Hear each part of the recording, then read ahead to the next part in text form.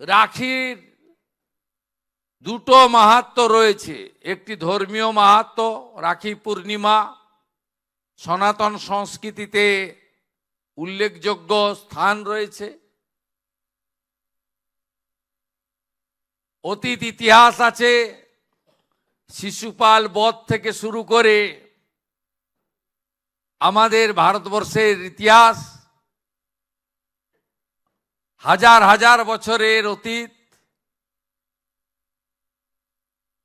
এবং সর্বোপরি 1905-এর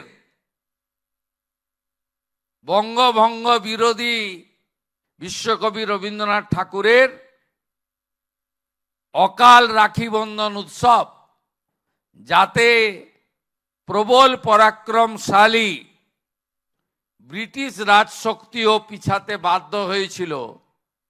তাই এখানে যে লঘু ফিল্ম দেখানো হয়েছে কর্মসূচিকে কেন্দ্র করে, তার শুরুতেই বলা হয়েছে রাখি কেবলমাত্র একটি সুতো নয়, এর একটা কঠিন অন্তর্নিহিত শক্তি রয়েছে।